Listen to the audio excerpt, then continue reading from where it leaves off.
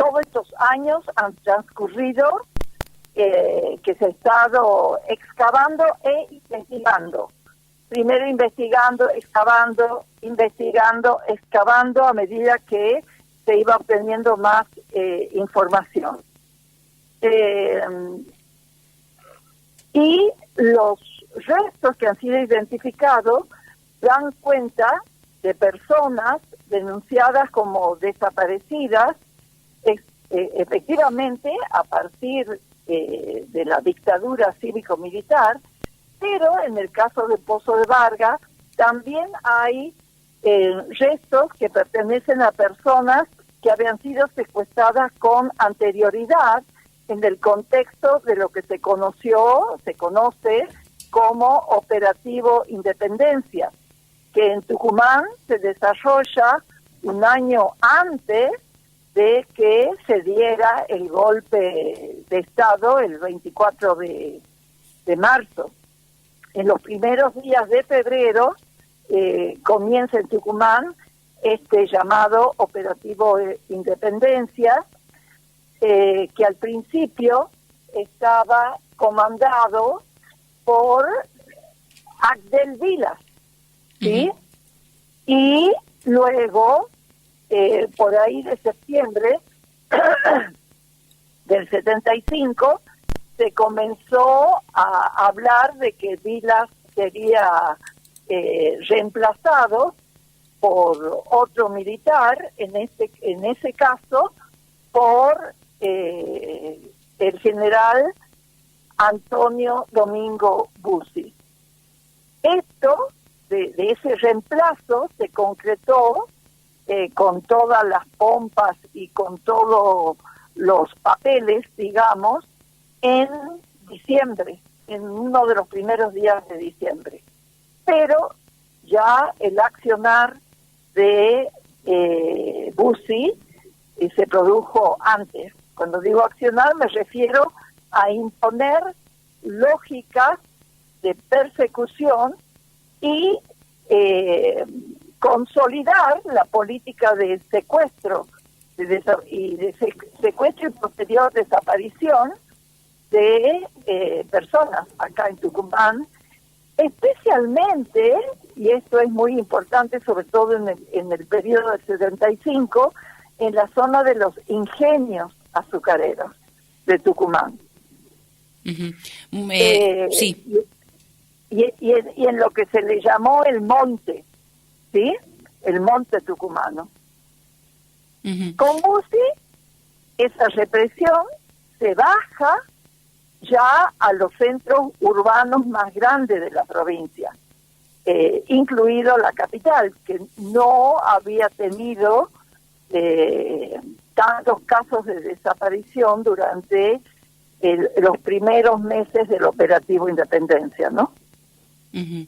De los restos de las víctimas que se pudieron identificar, pertenecen a todos estos rubros, ¿no? Obreros de ingenios, también personas más que tienen que ver con la academia, con docentes, estudiantes y demás. Sí. Y hay otro rasgo, es que hay muchos de los militares fueron secuestrados en las provincias del NOA, ¿no? Santiago, hay muchos casos, Jujuy, que es el que menos casos tiene, Salta, Catamarca, ¿no? Que militaban en esas provincias, fueron secuestrados allí y traídos a Tucumán, donde por supuesto eran sometidos a lo que se sabe que sucedía cuando se secuestraban las personas y siempre con carácter de desaparecidos, porque se les secuestraba y no se sabía dónde terminaban. Bueno, muchos de ellos terminaron en Tucumán y en el Pozo de Vargas o en el Arsenal Miguel de Ascuénaga o en el Cementerio del Norte, que es otra de las fosas comunes que hay, enterramientos, digamos, ¿no? En relación a lo que todavía queda pendiente, digo, hay 31 cadáveres, restos que no se han podido identificar. Que No. Sí.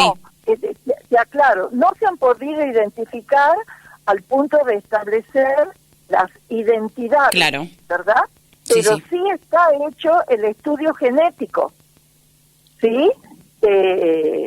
Lo que pasa es que para que se complete el estudio genético, se analiza los restos óseos y se los compara con el grupo sanguíneo del familiar, ¿sí? ¿Y qué es lo que ha pasado en estos 33 restos óseos?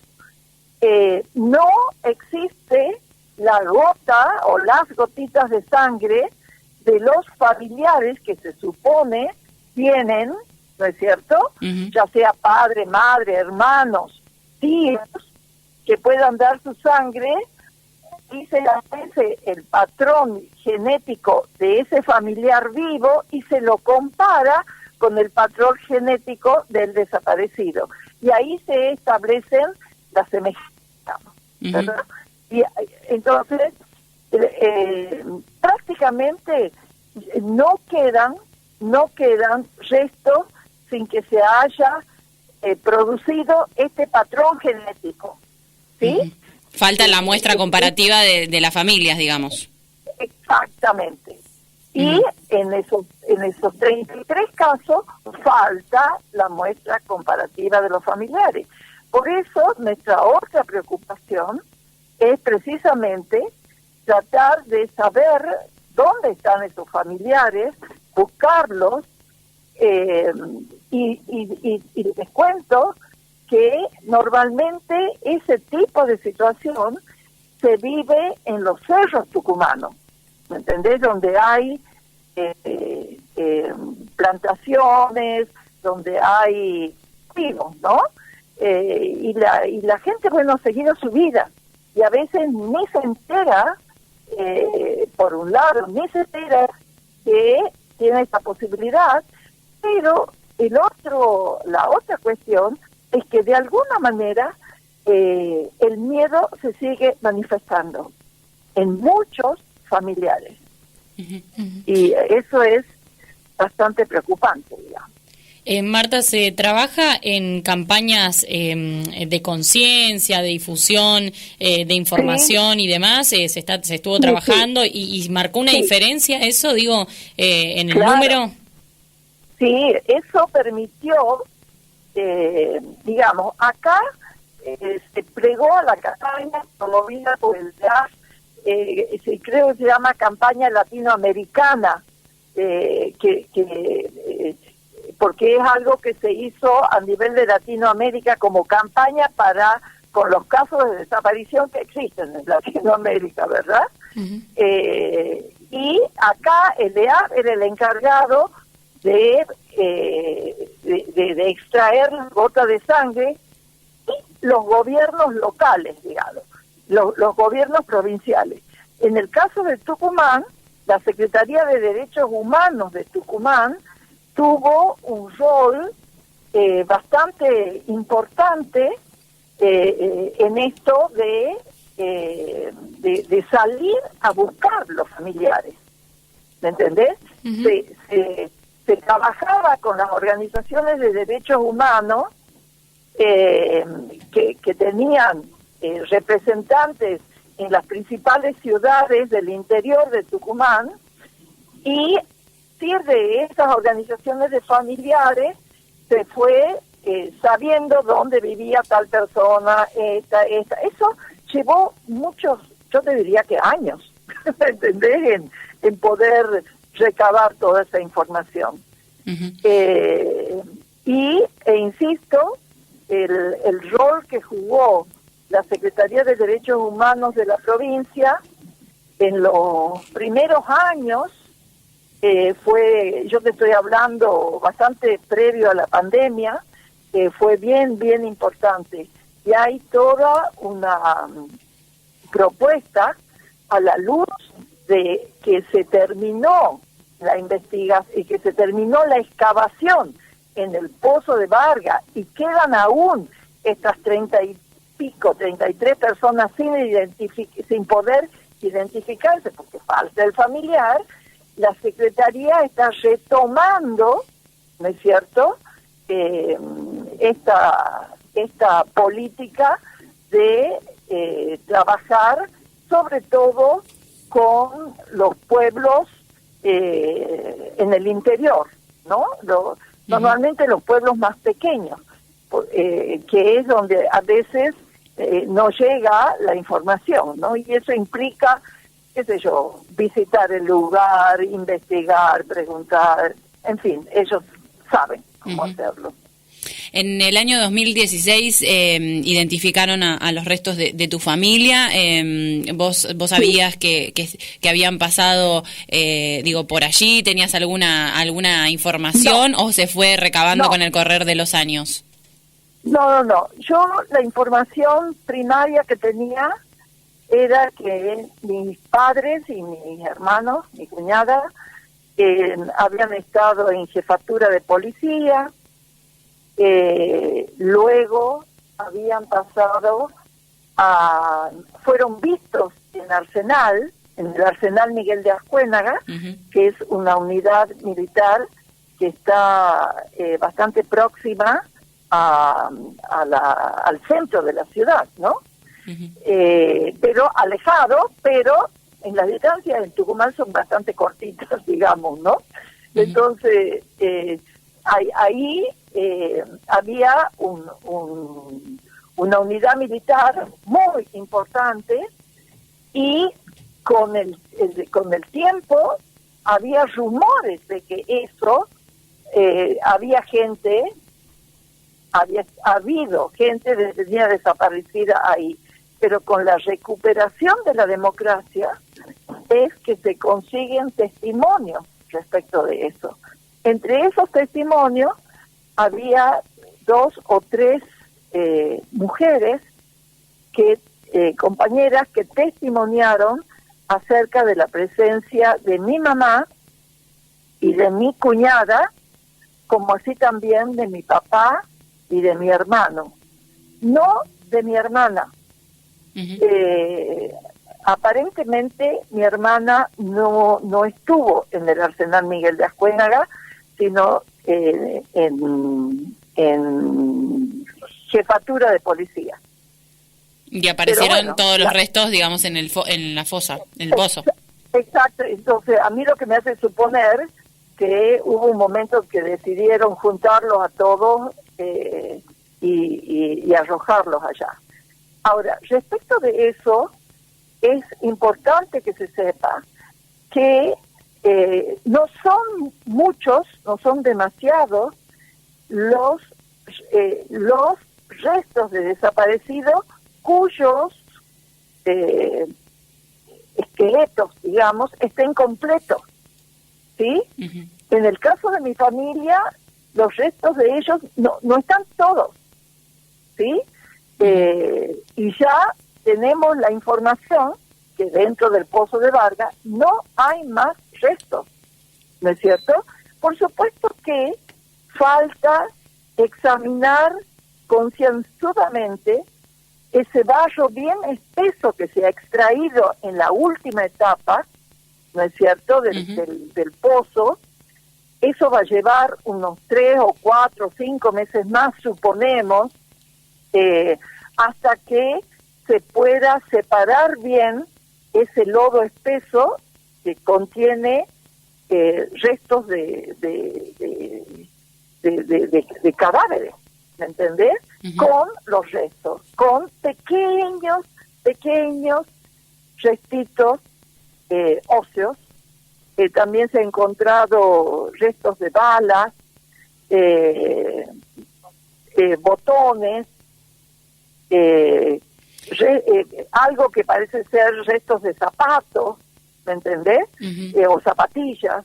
Y esta cuestión, perdón Marta, esta cuestión de que no se encontraron los cadáveres completos, digo, ¿tiene que ver con alguna cuestión que suponen desde la investigación o tiene que ver con el paso del tiempo? No. Suponemos que es tiene que ver con la forma en que procedieron los genocidas, ¿no es cierto?, para deshacerse de los cuerpos. Hay una hipótesis que dice que en realidad fueron todos enterrados en el Arsenal Miguel de Ascuénaga. Y cuando vieron, por ejemplo, uno de los primeros grandes cimbronazos que sufren los militares es en el año 79, cuando viene la Comisión Interamericana de Derechos Humanos. ¿Entendés? Entonces, hay hipótesis que dice que habían empezado a sacar los restos de algunos lugares y en el afán de garantizar que no se los encontraría, se buscó otro lugar hasta que apareció el dato del pozo de Barca. ¿Me entendés? Y ahí se lo tira. Y ahí empezaron a tirarlo. Estamos hablando Esa es una hipótesis. Estamos hablando con Marta Rodondoletto, es periodista, presidenta de Fundación Memorias e Identidades de Tucumán, en relación a la excavación en el pozo de Vargas, allí en esta provincia, y la identificación de las víctimas del terrorismo de Estado. Marta, muchos de los nombres que vos mencionabas, entre ellos el de Bussi, tienen su correlato en la actualidad con personajes como el hijo, en este caso del genocida, expresando de distintas cuestiones vinculadas al negacionismo y a lo que hace a la negación del genocidio. Digo, ¿qué reflexiones tienen en este contexto donde proliferan estos discursos de odio y negacionistas en el marco del más de 30 y pico de años, 40 de democracia? Bueno, a mí, te digo, esos discursos es obvio que corresponden a un plan siniestro, ¿no es cierto?, político, para pretender desdibujar lo que implicó e implica la tragedia en nuestro país de los detenidos desaparecidos. Y acá el rol que tienen algunos medios de comunicación, y concretamente decimos dos grandes medios que ya tuvieron el rol significativo durante la época del llamado proceso de reorganización, voy a repetir, ahí está Clarín y La Nación, con esta apabullante realidad negada, ¿me entendés? Incluso negando la desaparición de varios hombres, de personas que trabajaron en esos medios, que están detenidos desaparecidos. Recordemos que el gremio de periodistas es uno de los gremios con una importante cantidad en el país de detenidos desaparecidos, y es parte de esto que se quiere de nuevo, ¿no es cierto?, el negacionismo, repitiendo esquemas políticos que se implantaron o se intentaron implantar en otros lugares, y que no da resultados, porque la lógica represiva se sigue usando y se sigue con la aplicación de los detenidos desaparecidos. Pero en el caso de Tucumán, además, no nos olvidemos que acá está el hijo de Bussi detentando un cargo legislativo, pero simultáneamente acusado de violación contra una de las personas que trabajaba en su oficina, ¿no es cierto? Entonces, es un modo de limpiar biografías esto. ¿no? Y entonces tienen estos seres payasescos, como puede ser Milei, que trabaja, en el caso de Tucumán, hace sus cosas juntitos, ¿no? Entonces, es una mezcla para ocultar historias